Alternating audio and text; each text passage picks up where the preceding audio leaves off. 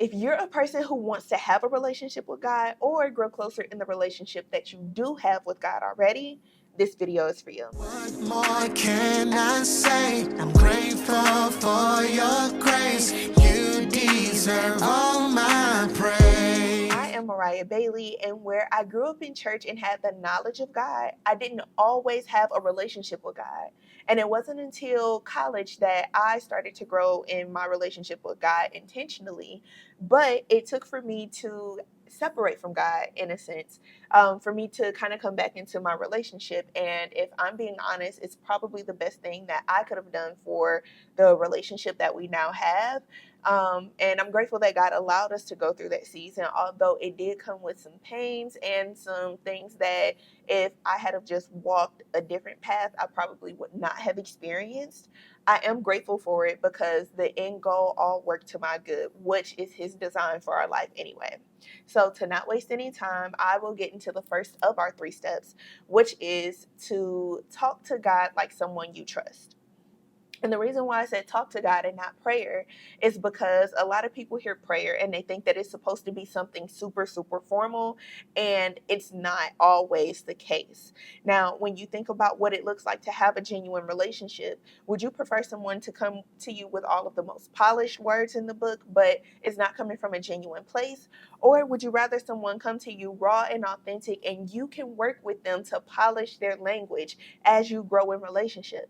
That's essentially what God is looking for from us. He wants the conversation and not the performance. So if you really have the heart posture towards the relationship, your posture will offer perfection in your positioning along the way. But if you focus on a perfect position, you miss the opportunity for God to work on you in those things because you already had the posture. The posture is what will position you for greater later. And so if you really think about what it looks like in practice, the word says, and this is coming from Psalms 145:18, the Lord is near to all who call upon him, to all who call upon him in truth. That's talking about your honesty, your heart posture, but also in knowing who he is.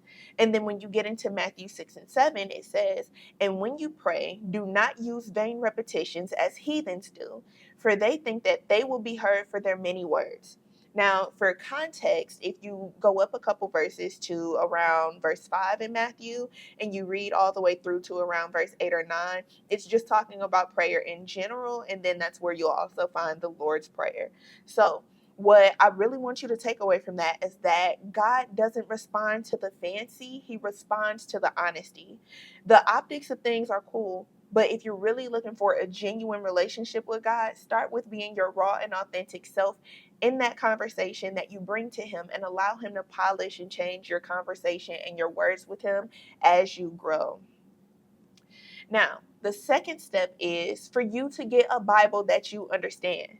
I know that people always tell you to get the King James Version, and if I'm being honest with you, that reads like another language to me, and it always has. And now I'm in a space where I'm starting to understand it differently, but it took for me to start reading the Bible through the easy to read version so that I could get the context that I needed and then go into the Holy Spirit for revelation as I read the same translation, or the same verses through a different translation, be it the King James Version, New King James Version, just so I could make sure that I got what I needed from the easy to read version to older versions and translations of the Bible.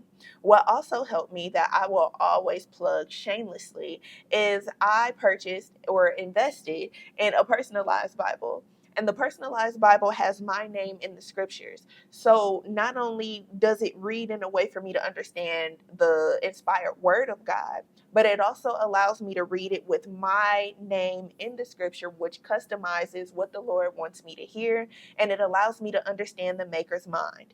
So when you think about what relationship is anyway, it's getting to know the person that you're growing in relationship with. How would you know who he is just in conversation if you're not able to go back and fact check him? And the Bible gives you the history of what that fact check looks like, as well as what it looks like when, we hear others' testimony, but that's another story. However, when you focus on the Bible and reading the word and what it says, it allows you to understand the maker's mind, to see how he's moved historically, how he's blessed other people, but also, how he has designed life for us to live. And so if you want to grow in relationship, the Bible is going to give you a starting foundation and actually understanding who you're growing in relationship with, as well as who you're having those conversations with, which is ultimately God. And so when you look at Psalms 119 and 105, it says, "Your word is a lamp to my feet and a light to my path."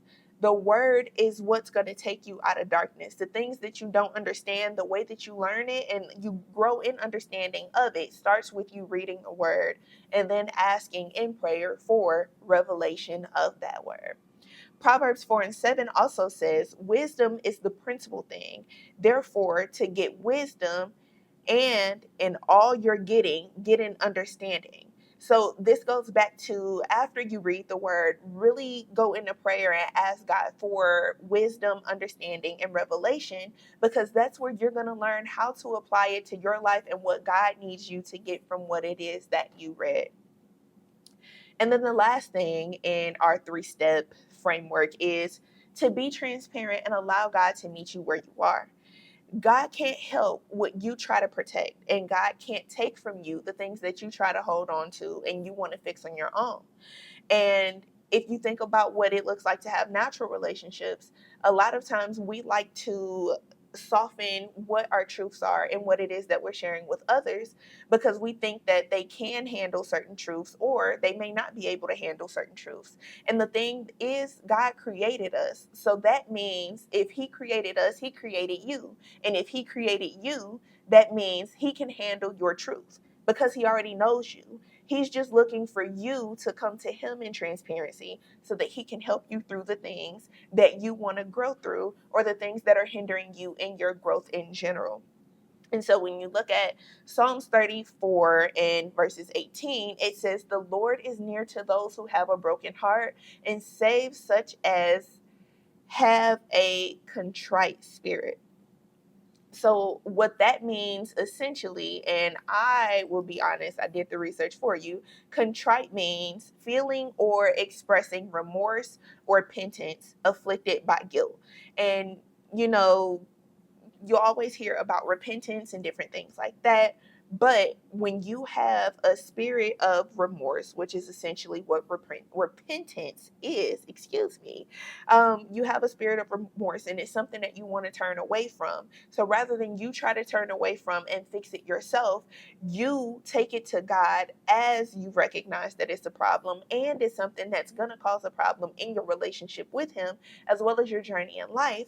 And you take it to Him so that He can work on you and fix it. You are not designed to fix your own problems. If your goal is to fix your own problems, you're not leaving room for God. And if you're not leaving room for God, then you're not leaving room for Him to express His evidence in your relationship of Him being exactly who He is. He's not just the God of the Bible. He's not just the God of your friends' lives that you're able to see their testimonies through. He's the God of yesterday, today, and forevermore. So if He's not just my God or the God of my friends, and you have friends and people who believe, that means that He can also do the same things for you if you allow Him to. So don't necessarily focus on going to God in perfection or going to God with the understanding of what other people gave you. Go to God with the transparency of your heart, being, "God, this is where I am. This is what I want to know. This is where I want to get to." And according to your word, which will be revealed as you continue to read and in your prayer, as God grants you the revelation necessary for that season of your life, you'll be able to grow in not just who you are, but who He wants you to be. Those things that need to come off you will fall off of you, and the things that God wants to put on you to help to grow you in, especially for you to find your purpose and to walk in it purely with the intentions He designed you for, will all be revealed. So I will call the thing a thing there. But if this helped you and you want to stay connected, please subscribe to my channel, like this video, and send this to someone that this may be helpful for. And also know that I love you, God loves you, but you have to make the decision. We can't make the decision for you. And it's up to you to decide to move forward in a relationship or to decide to move closer to God in the depths of what it looks like to be transparent. So I hope this was helpful, and I will see you in the next one.